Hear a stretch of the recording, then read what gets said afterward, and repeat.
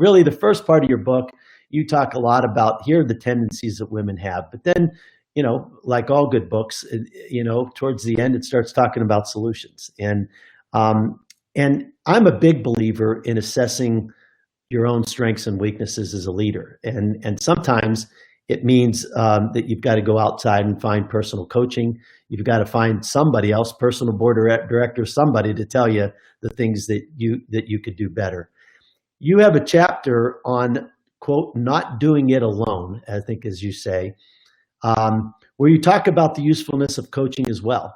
And so for everybody tuning in, I'd like you to elaborate on that a little bit. And, can you address, if you can't afford a coach, because some companies will get one for you, but personally, if you can't afford a coach, what do you do? What's the alternative?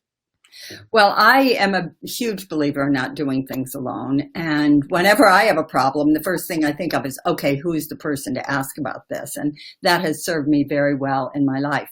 Marshall has fascinating research showing out of a sample of, I think he and his partner on this project interviewed over 800,000 people worldwide in companies and found that the people who were most successful at making positive long-term behavioral change had one thing in common, and they all did not try to do it alone. They all had someone they worked with on it. So I think that the chapter you cite about don't do it alone is the most important chapter in the book.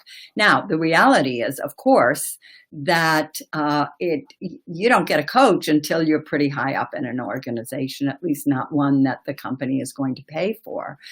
Personally, I have benefited beyond description from peer coaching, which is a concept that was introduced to me back in 2008.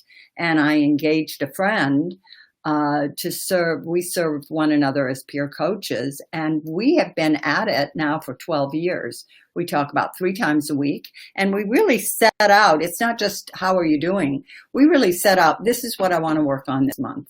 And here are some of the, sort of tripping points that might trip me up. And here are some opportunities. So we go through it as if we were coaching one another.